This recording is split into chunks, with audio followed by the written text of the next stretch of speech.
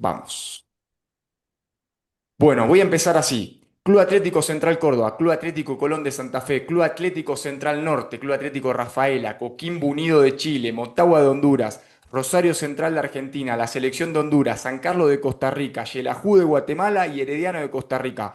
Pablo Zucarrat, qué gusto tenerte en mi canal. ¿Está bien el recorrido?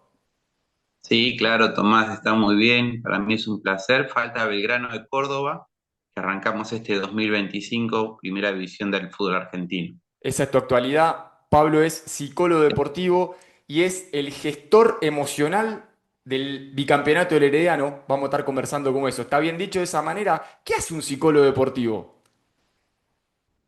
Bueno, un psicólogo deportivo lo que hace es, de alguna manera, gestionar eh, todo lo que es la parte psicológica es muy amplia, no solamente es lo emocional, sino también que es lo cognitivo, que es decir, el pensamiento, es decir, por dónde vamos, hacia dónde vamos, fijar objetivos o cuando el objetivo se fija, tratar de convencer en ese objetivo, tratar de que de alguna manera se llegue y se logre tener una misma adherencia a la forma de trabajo y obviamente tiene que ver con conductas que está vinculada a los hábitos deportivos, como también conductas para el bienestar del deportista. O sea que abarca tres grandes aspectos: conductual, cognitivo, que es del pensamiento, y obviamente emocional.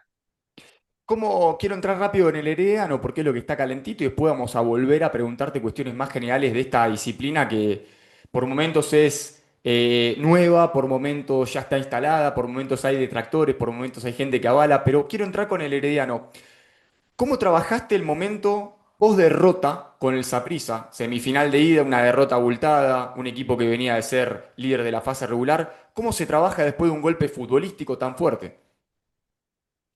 Bueno, ese fue un buen momento gráfico, si se quiere. Muchas veces esos momentos marcan y exigen una respuesta. Es decir, lo sucedido, obviamente todos pueden tener una mala noche, un mal partido, por supuesto, pero bueno, eso fue como un golpe al orgullo.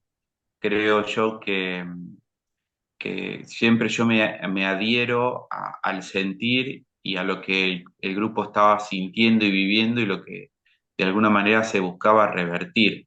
Entonces, un poco hablar con los capitanes, con los referentes y bueno, que de alguna manera, digamos, lo malo ya estaba hecho y había que revertirlo desde lo actitudinal, desde lo emocional y también mirando hacia adelante, ¿no? Porque ese partido no podía, eh, os- podríamos decir, no podría ser un obstáculo, no debería ser, nosotros lo planteábamos de esa manera, un obstáculo para el gran objetivo. O sea, Herediano se jugaba muchísimas cosas, un bicampeonato, un año súper especial, porque bueno, por la inauguración de su estadio, eh, se jugaban muchísimas cosas y ese partido no podía de alguna manera opacar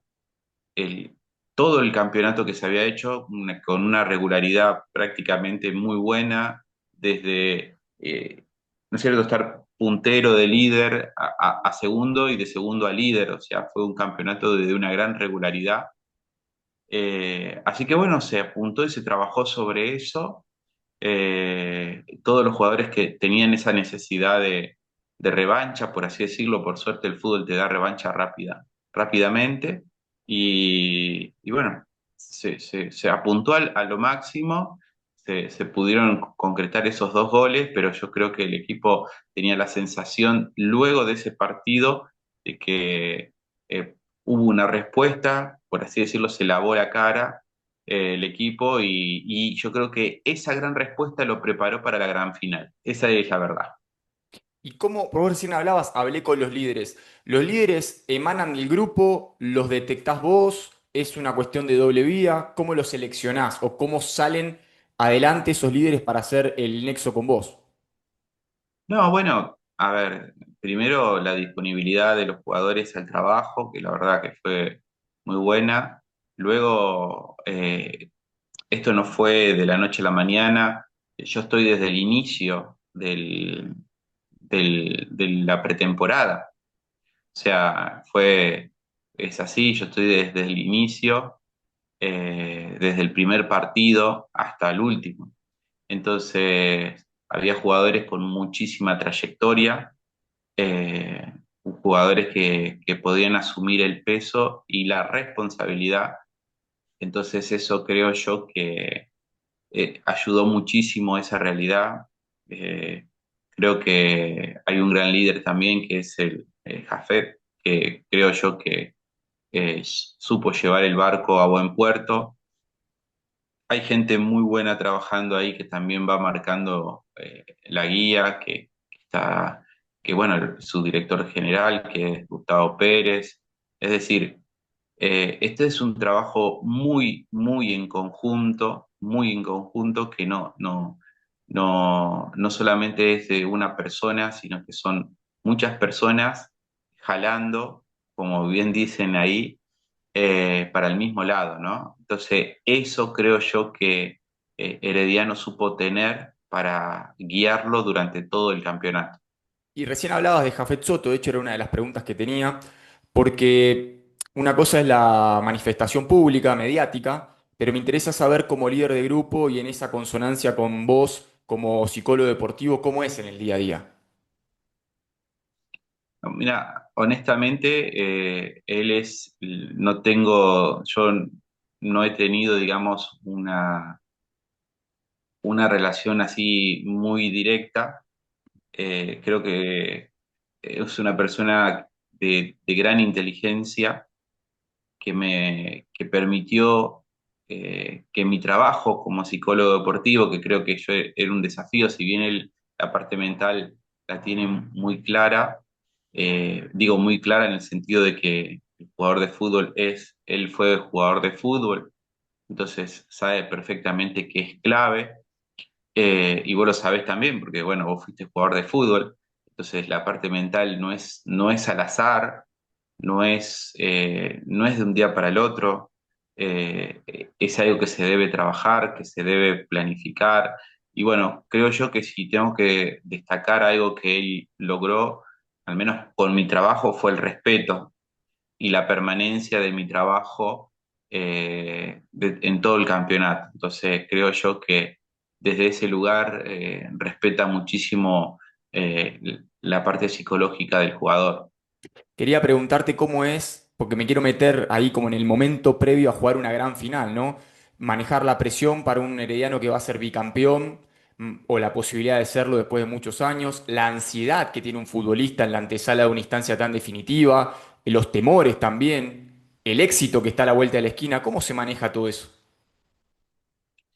Bueno, a ver, yo me propuse algo y se lo transmití a los líderes, se lo transmití también a las personas que están involucradas directamente con el plantel, que era un momento tan especial que de mi parte yo no iba desde lo psicológico, no iba a anestesiar esos momentos. Viste que a veces, bueno, hay mucha ansiedad, vamos a calmarnos, bueno, viste, tratar de suavizar todo. Es más, te voy a contar una pequeña parábola, o por así decirlo, eh, un ejemplo sobre cuando venimos al mundo, cuando la mujer va a dar a luz a su hijo. Es decir, se prepara de una manera que lo da todo. Y los dolores de parto son terribles.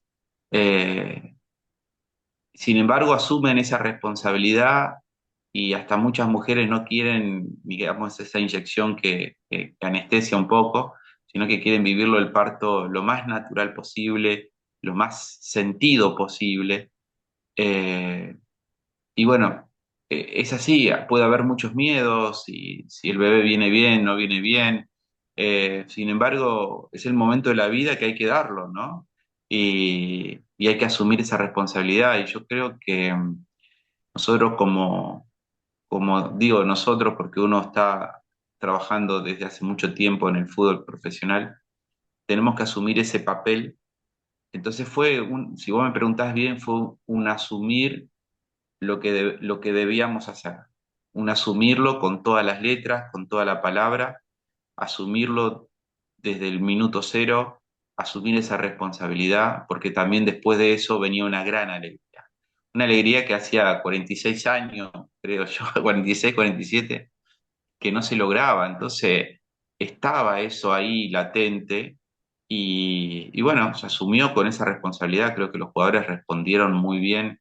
Creo que el entrenador supo guiar ese momento y creo que todos, digo todos porque hay mucha gente detrás del telón, siempre pendientes, siempre atentos, siempre dispuestos. Entonces creo que yo que es un momento muy especial que todos son conscientes de esa vivencia. Y bueno, así fue. ¿Qué técnicas utilizás para intervenir? ¿Trabajás individualmente? ¿Trabajás siempre grupal? Tenés, bueno, acá hablaste de hacer como una metáfora, pero también tenés juegos. ¿Cómo es un poco la ejecución propiamente? Obviamente respetando la cuestión del profesionalismo tuyo, pero para que le puedas contar a los que nos miren y escuchen cómo es esa ejecución propiamente. Bueno, yo trabajo de forma individual con el jugador. Son a través, en este caso online, se trabaja de forma individual, se le brinda ejercicios, siempre hay ejercicios cognitivos, ejercicios muy aplicables, según la situación, según el puesto y según lo que el jugador requiera. Tips, si se quiere, más prácticos para afrontar lo que la competencia marca, como también lo que se busca, lo que el deportista busca, ¿no? En este caso, en Herediano, lo que buscábamos, yo creo que había algo muy fuerte, que era un objetivo en común, algo muy fuerte que era la necesidad del bicampeonato. Vos ponete a pensar que no es fácil. Yo venía, el año pasado yo trabajé en Costa Rica, trabajé en el San Carlos y en Guatemala trabajé en el Xelajú. En Xelajú, bueno, con San Carlos salimos subcampeón, perdón, sí, perdimos la semifinal, perdón, perdimos la semifinal y con Xelajú salimos campeón. Este año, eh, yo no seguí en Xelajú, pero le dije que eh, muchas veces cuando se sale campeón hay una sensación de relajamiento, ¿no es cierto? De objetivos cumplidos, de decir, bueno, ya está, listo. Y bueno, Herediano venía de una situación de salir campeón. O sea que uno de los objetivos más grandes que tuvo ese grupo fue mantener la regularidad. Eh, y creo yo que si vos mirás la tabla de posiciones, si bien no se pudo jugar de la misma manera o no se logró los resultados todos iguales, pero si vos mirás la tabla de posición, fue el equipo más regular de todo el campeón, de todos los equipos. O sea, cumplir ese objetivo, hablo de la tabla de posición, ¿no? Fue eso, ¿no? Fue mantener bien alta la vara. Y creo que ese fue uno de los objetivos grupales. Entonces también se trabaja sobre los objetivos. Y eso es un trabajo, y ahí pasa a las charlas grupales, pasa a las dinámicas grupales, ahí pasa a la forma a veces también cuando uno tiene que asesorar al entrenador, al cuerpo técnico, y creo yo que también ahí hubo muy buena comunicación, muy buena comunión. Tengo que destacar el trabajo del primer entrenador, que fue Alexander. La verdad que fue de un gran profesional, una gran persona, siempre muy dispuesto a todo esto. Así que bueno, también mi agradecimiento a él porque, bueno, formó parte, ¿no? de este logro. Quería consultarte cómo se rompe esa barrera o esa cuestión peyorativa que en algún momento se instaló en el fútbol, sobre todo en la antesala, pero que permea, que es el psicólogo como el soplón del cuerpo técnico, ¿no? ¿Cómo se derriba ese mito? Bueno, a ver, yo creo que fue una época, tal vez, por suerte, yo tengo ya casi 17 años de profesión en el fútbol de Argentina, en Sudamérica y en Centroamérica, y creo yo que he trabajado con muy grandes entrenadores, como por ejemplo Miguel Ángel Ruz, actual entrenador de Boca. Y digo, nombro uno, pero también trabajé con grandísimas personas como Luis Marín en Costa Rica. Eh, bueno, actualmente estoy con Russo Sieliski, una persona de 30 años de profesión en Argentina, no es poco. Eh, y creo yo que una de las cosas es el respeto por la persona. En este caso, siempre cuando yo comienzo con un grupo digo que lo más importante para mí es el respeto. Entonces, así como yo los respeto a ellos, respetando lo que se habló, respetando lo que buscamos, respetando esa individualidad, también el respeto hacia mi persona, hacia mi tiempo, el respeto hacia los auxiliares que trabajan. Y creo que eso, el respeto de alguna manera hacia la ética, hacia el profesionalismo y por suerte ya te dije, durante todos estos años de profesión, jamás tuve un problema de esa índole, de esa característica, y jamás un jugador dijo, bueno, yo no trabajo por miedo a. Entonces, bueno, creo yo que a lo mejor tal vez habrán sido otras experiencias, tal vez habrá sido otros tiempos, pero bueno, por suerte en mi profesión y en mi carrera eso nunca sucedió y por suerte, digo yo por suerte porque también hay muy buena predisposición de los cuerpos técnicos a respetar esa forma de trabajo, entonces el jugador se puede abrir y se logra un buen feedback. Estaba pensando que el fútbol de Costa Rica muchas veces se utiliza como decir, bueno, lo emocional, es un fútbol muy emocional. Y nosotros hemos conversado de forma privada que eso realmente incide. Pero ¿cuánto incide? O sea, me gustaría poder como ecualizar bien hasta qué punto lo emocional y lo mental tiene impacto en un resultado deportivo y que nos cuentes, ¿no? De tu mirada profesional. Bueno, no en un resultado, porque sí en el rendimiento, sí en el rendimiento. Eh, a ver, hoy, cuando yo comencé hace muchos años, se pensaba que tenía un porcentaje de lo psicológico de un 70%. Es decir, el deportista ya tenía su talento, el deportista tenía su preparación física, lo táctico ya se había trabajado, pero la aplicación y la adherencia a ese trabajo, bueno, tiene que ver mucho con lo mental, ¿no? Tiene que ver mucho cómo el jugador está y cómo el jugador puede plasmar todo lo que sabe y todo lo que el entrenador le pide, ¿no? Y el cuerpo técnico le pide y cómo responde también a las circunstancias. Hay circunstancias que pueden ser muy adversas y el jugador puede sacar lo mejor de sí, y hay circunstancias que son muy exigentes y el deportista puede en ese momento bloquearse, ¿sí? O puede tomar malas decisiones. Muchas veces se habla de la figura táctica, pero la realidad es que el jugador es el intérprete de esa figura. Puede estar parado en el lugar que le pide el entrenador, y puede hacer los movimientos que el entrenador le pide, pero la eficacia, la eficiencia, eh, en los tiempos eh, de que el jugador, digamos, se desarrolla, la toma de decisión en esos lugares tiene que ver mucho con lo mental del jugador, ¿no? Entonces, a veces si se hace un análisis, vamos a suponer, puramente físico, y entonces se mide un GPS.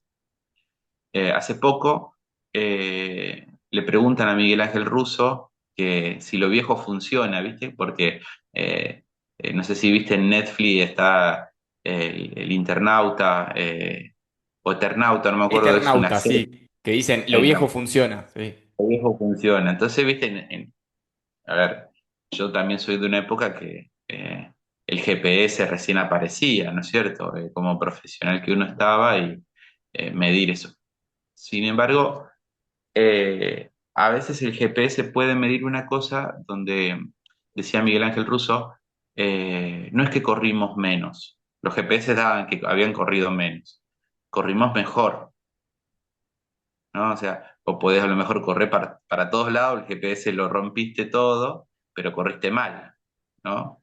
Eh, es decir, esa forma de poder leer la lectura, la interpretación de los elementos que vos tenés, uno de los elementos puede ser la parte física, uno de los factores. También otro de los factores es la parte táctica, donde a lo mejor vos podés hacer la mejor lectura táctica, sin embargo, los goles vinieron por otro lado. O sea, o, o las intervenciones fueron más desde el factor sorpresa o fueron desde otros lugares, ¿no? No digo que no, que no esté, porque no, el fútbol está constituido por lo físico, el fútbol está constituido por lo táctico, pero también el fútbol está constituido por lo psicológico. O sea, negar alguno de esos tres factores sería, digamos, bastante reduccionista. Y hay veces bueno, eh, mm, creo yo que hoy el fútbol se volvió más interdisciplinario. Es decir, hoy hay más factores, más herramientas, más ciencia, donde hay que también saber interpretarlas. Hoy los tests que se realizan a lo mejor en una pretemporada, que tal vez tenga que ver, por ejemplo, con la fuerza. No es que te va a hacer ganar partidos, un test de fuerza, pero te ayuda a medir tal vez el músculo, cómo trabaja sano, para luego tener un parámetro, luego en la rehabilitación si ese jugador se desgarra o sucede una lesión. Es decir, comenzás a tener un montón de parámetros donde poder analizar y esos análisis tienen que ver muchísimo con la interpretación del juego que estás haciendo o qué sé yo, por ahí vos sabés que hay jugadores que te juegan partidos y están lesionados y te juegan dos partidos porque no quieren bajarse y tal vez nadie lo sepa y la medición de los GPS te dan distinta, tácticamente no te pasa la mitad de la cancha, a lo mejor el jugador o no te hace grandes desarrollo del campo de juego, pero porque de alguna manera utiliza al máximo su potencial que puede hacerlo dentro de lo que su cuerpo se lo permite, pero comienza a jugar un partido más inteligente, los movimientos son más anticipatorios, no se arriesga tanto a lo mejor y no expone tanto su físico, a lo mejor algo que a lo mejor no es necesario. Y bueno, comienza a usar su cabeza para jugar ese partido. Es decir, es múltiple el juego y los elementos que se utilizan a la hora de una competencia. Estás hablando de un fútbol interdisciplinario, con una cuestión de lo mental y lo psicológico con mucha impronta. ¿Vos sentís que los medios de comunicación abordamos bien la cosa o simplemente utilizamos, bueno, fue emocional, con un concepto reduccionista y nada más? ¿Cómo estás viendo a nivel vos desde afuera, cómo abordan los medios un tema que es tan importante? Sí, yo creo que hay mucho desconocimiento y entonces a veces decimos lo emocional y es como que le tiramos la frazada y con eso cubrimos y representamos la parte psicológica. Y la parte psicológica, y vos imaginate si yo te digo que vos solamente, o el ser humano solamente es emocional, y no, estaríamos hasta no solo reduciéndolo, sino que también limitándolo. Porque vos sabés que tal vez para hacer una cuenta matemática o unos cálculos necesitas de tu, de tu raciocinio, ¿no es cierto? O para hacer una buena poesía necesitas del lenguaje. Es decir, es tan amplio nuestro cerebro que yo creo que ahí, a veces voy a dar charlas acá en Rosario, acá en Argentina, a institutos de periodismo deportivo, que generalmente están muy vinculados al fútbol, por supuesto. Eh, soy, tengo muy buena relación con muchos periodistas, muchos relatores de fútbol. De hecho, yo escribí un libro que se llama El factor humano en el fútbol. eh, y bueno, tiene un capítulo, lo hizo un relator. Le pedí es un relator que tiene más de casi 80 finales relatadas. Relata mundiales, relata Copa América, que es Julián Brico. Y bueno, él a través de muchas charlas y de mucho ida y vuelta, así como con vos, fue entendiendo y fue adentrándose más a lo que es la parte psicológica y no solamente decir, bueno, la parte emocional. Es como si vos decís de la parte física, solamente destacás un factor, no sé, la fuerza, o destacás la resistencia, nada más.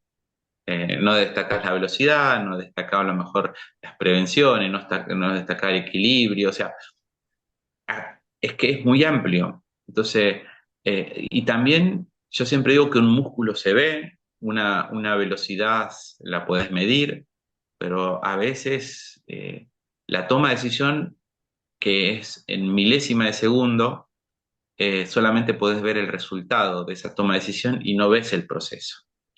Y muchas veces nosotros en la intimidad trabajamos el proceso. Un jugador se equivoca en una decisión y a mí me gusta que después cuando con el diario del lunes al otro día o al otro día poder ver cuántas opciones tenía esa toma de decisión, esa situación. Y muchas veces una situación deportiva tiene más de tres opciones válidas de decisión. Vos ponete a pensar que cada situación deportiva muchas veces tiene más de tres opciones, no era la única. Hay que ver por qué tomó esa. Después, vos ponete a pensar que un jugador de fútbol en un partido de 90 minutos que se juega aproximadamente como máximo 50 minutos, tiempo neto jugado, toca la pelota casi 3 minutos nada más durante todo el partido. 3 minutos. O sea que en 3 minutos, en 90 minutos, podríamos decirse que esos toques tienen que estar concentrados y tienen que ser tomas de decisiones válidas para ser productiva.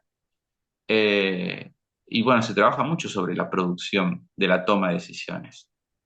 Una vez me acuerdo que analizábamos un jugador en otro equipo y me decía el entrenador que tomaba malas decisiones, era un jugador que jugaba en el medio del campo, y porque daba muchos pases para digamos, laterales los pases y no eran para adelante, o eran para atrás o eran para el costado, pero tenía poco para adelante, él decía. Bueno, analizando la cantidad de pases que dio para adelante, que dio para atrás, que dio para el costado, obviamente que eran muchísimo más los pases que había dado para adelante. Lo que pasa es que cuando dio un par de pases para el costado, es donde de alguna manera se produjeron algunos errores que les produjo ciertos contragolpes. Entonces, muchas veces no fue productivo, no fueron productivos esos pases para el costado. Entonces, la productividad tiene que ver con la toma de decisiones, tiene que ver con la estimulación de cierta área del cerebro para que pueda trabajarla, ejercicios de visualización. Bueno, hay mucho detrás de una toma de decisión. Me van quedando como unos 10 minutos, así que voy a intentar preguntarte varias cosas que me recontra interesan. La primera, ¿el estrés es un paralizador o un combustible? El estrés, eh, O la ah, presión, no sé si son sinónimos, no, pero para que se entienda en el no. fútbol, digamos. Mira, el estrés, todo el mundo habla del estrés. El estrés es aquella carga física o mental que el ser humano, en este caso el futbolista, acarrea. Vamos a suponer, yo te hago sostener un peso de 20 kilos con tus dos manos 1 minuto. Y vos me decís, sí, lo puedo sostener. Pero yo te digo, no lo bajes. Ahora sostenelo una hora. Ya se pone más complejo. Y si yo te digo sostenerlo un día, ya se pone casi imposible. El estrés es una carga sostenida en el tiempo. Esa carga sostenida en el tiempo muchas veces se vuelve insostenible, ¿no es cierto? Y además es acumulativa, como te decía yo. Una cosa es sostenerlo 90 minutos, pero si eso vos lo acarreás en tu cabeza y lo llevas a tu casa, y después lo llevas al entrenamiento, al otro día te levantás, lo volvés a pensar, lo- cuánto tiempo estás sosteniendo. Y ese estrés es el estrés que hace daño. Luego, si vamos a la presión, la presión o la exigencia o la adrenalina de un partido propio, vamos a suponer una gran final, bueno, tiene su componente, es natural que sea así y es natural que se viva de esa manera. Es importantísimo que el jugador tenga y sienta esa sensación, porque si va a jugar demasiado tranquilo, como que recién se levantó y va con las pantuflas, bueno, no va a estar muy activo ni física ni mentalmente y eso se va a notar en el partido. Necesitas tener un grado, si querés, de activación, un grado de presión, obviamente bien canalizada y bien graduada para estar óptimo para la competencia. Vos sabés que Jafet, en una de las conferencias previas a la gran final, justamente señalaba eso, el equilibrio, de no pasarse de revoluciones, tampoco entrar en un estado como de tibieza, pero ahí, tratar de ecualizarlo bien. Desde tu rol, ¿cómo se puede hacer para hacer la sintonía fina? No, mira, yo siempre le hago a veces algunas preguntas, del 1 al 10, ¿cuánto sentís la presión? Y si estaba en un 9 le digo, ¿cómo lo llevamos a un 7 o a un 8? Si está en un 4 o en un 5 le digo, bueno, ¿cómo la llevamos a un 8 a un 7? O sea, hay que encontrar y además, Tomás, todas las personas requerimos de una sensación muy personal, muy subjetiva. Hay jugadores que a lo mejor le hace bien estar al palo porque eso lo hace estar concentrado. Hay jugadores que prefieren estar tranquilos porque toman las mejores decisiones. Es decir, hay que saber, yo siempre digo que la psicología es como la nutrición. Tiene esto de cada cuerpo, cada subjetividad, cada hábito, viste, vos vivís en una familia que a lo mejor, mira, nosotros nos levantamos a esta hora y tenemos estos hábitos y bueno, todo tiene que ver con la subjetividad y con la individualidad, podríamos decirlo, del deportista.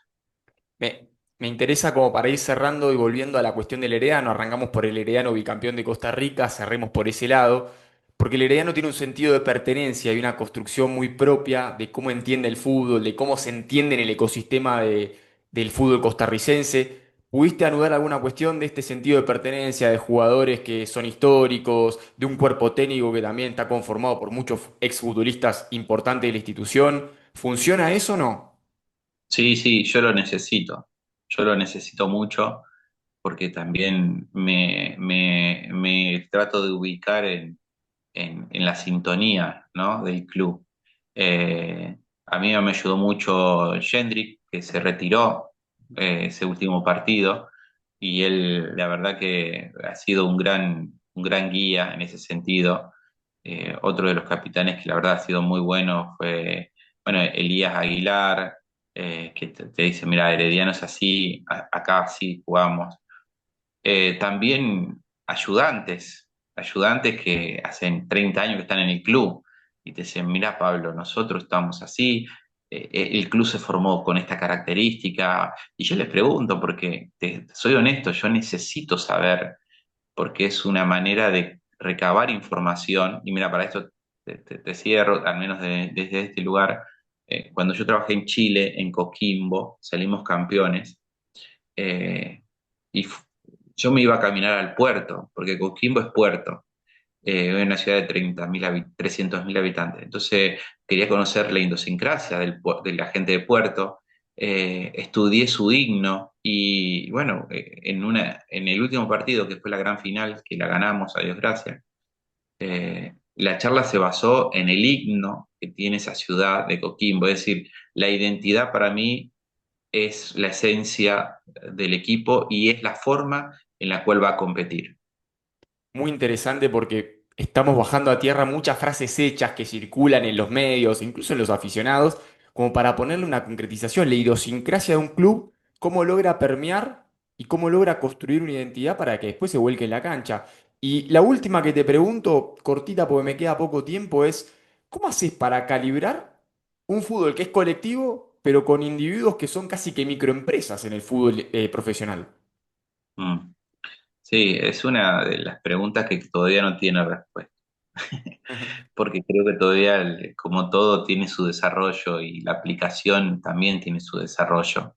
La experiencia te va marcando que hay entrenadores que me dicen, el día que el jugador entienda que esto es por el equipo y que esto funciona en equipo y que no solamente es el ombligo del jugador que solamente pasa por lo que el jugador piensa yo y yo. Es un desafío, honestamente es un desafío que a veces se logra unir lo colectivo con lo individual y a veces se trabaja y se lucha y tal vez no se logre del todo que eso se pueda unir, ¿no?